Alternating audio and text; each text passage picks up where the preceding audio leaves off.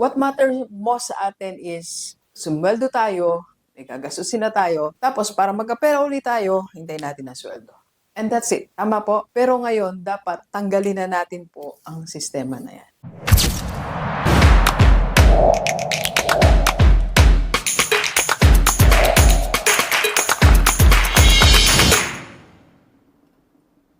Okay, Gilibers, sa lahat ng mga kumikita na, mga 20 years old, 30, 40, and higit sa lahat sa mga 50 years old, ang payo ni Rockstar, para naman mag-iiba yung future natin or nakakapag-ready tayo sa future natin and sa iba't ibang bahagi or aspeto ng buhay natin.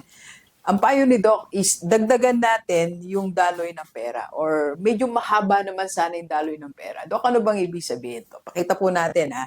So before or ngayon, yung daloy ng pera natin, tatlo lang po eh. Ito. So, Doc, paano yan? Okay, simple lang. Meron tayong work, right? And, so meron tayong income. Pagkasweldo natin, 15, 30th, or kahit nasa abroad tayo, or kung weekly man tayo, nagbabayad na tayo ng expenses. Tama po? So, pagkabayad natin ng expenses, ano na ang nangyari? Period. Wala na. Diba? Kumbaga sabi nga, tapos na yung laban, nanalo na si FPJ. Lagi kasi tayo nanonood ng pelikula ni FPJ. So, income, expenses, period. Kaya nga, pag tayo nagkasakit, period lang din. Wala tayong pera. Kaya pag tinanong tayo, magkano na yung pera mo sa retirement, ang sagot natin, period lang din. Wala. Kaya pag tinanong tayo, after ng vacation, o nakapag-travel ka ba, nakapag-vacation ka, ang sagot natin, period lang din. Kasi wala tayong nakalaan for travel, for our happiness.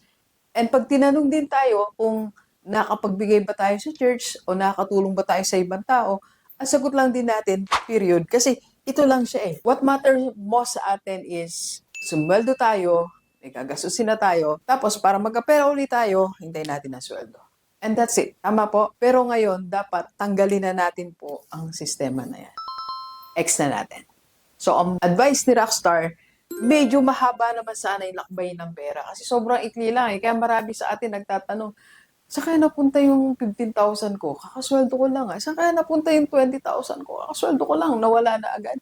Kasi nga, ito lang ang dinadaluyan ng pera natin. So, ano nga ba yung pwede nating gawin? Or paano yung daloy na sinasabi nito? Okay, income natin.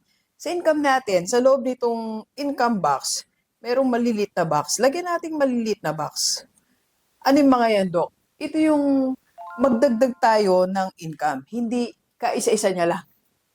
Imagine mo, mula nung 20 ka, nagtrabaho ka hanggang sa umabot ka ng 40, sa isang source ka lang umaasa ng income mo. Eh ngayon, ang daming opportunity sa paligid natin. Dagdagan kaya natin. Ako, nagdagdagan lang po yan ng mga maliliit. Siguro nung nasa 43 na ako, 42, something like that. So, nung nagsimula akong mag-speak, nagsimula akong maging vlogger, nagsimula tayong magsulat, nagsimula tayong mag-vlog, mag-start ng iba nating venture, ibang business, dun lang po nagkaroon ng maliliit itong inside na income natin. Okay? Then, bago tayo mabot dito sa period, ito na, period na natin. Bago yung period na yan at yung expenses, meron muna dapat daanan yung pera natin. First, for our health. So, dapat meron kang pera na dumadaloy para sa health mo. That's why like ko sinasabi na dapat meron tayong HMO. Kaya binabanggit ko po lagi ang Kaiser 3-in-1 po yan. May healthcare, life protection, and investment. So, kung interested ka po, mamili ka po ng i-message mo itong aking personal FB. Pero mas maganda dyan sa aking personal FB para ako sasagot mismo. I-assist ka po namin. So, pag nagkasakit ka dito, meron akong healthcare. Hindi period. Malayo pa yung period, nandun pa eh. Kasi meron akong nilagay dito, for example, sa akin, 3,500. Kung 10 to 40 years old naman, 2,647 ka lang. So, gano'n lang siya kakonti, pero nadaanan mo yung isang aspeto ng buhay mo na napakalaga. Second po, retirement.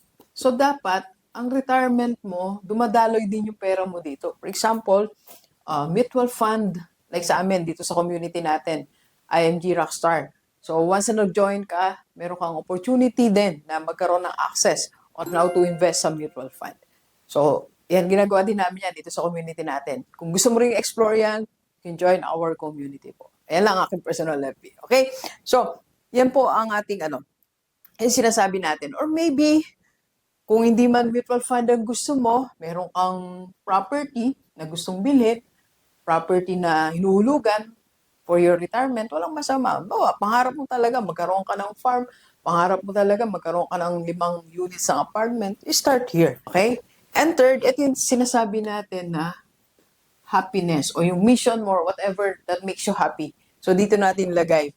Example, nagsisave ka ng, let's say, 3,000 a month para sa happiness mo, para sa gusto mong puntahan, gusto mong bilhin, o gusto mong tulungan. So, at least, kaya mong mag-extend ng health. Then, dun tayo gagastos. And, dun palang matutuldukan. So, tingnan natin ang difference, ha.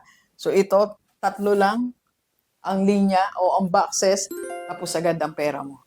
Dito, mahaba ang pupuntahan niya, napaplano mo, pero sure ka naman, meron ka for your health, for your retirement, and for your happiness. Okay? So sa ating po lahat, Gilivers, dagdagan natin yung daloy ng pera. And we can help you po sa ating community.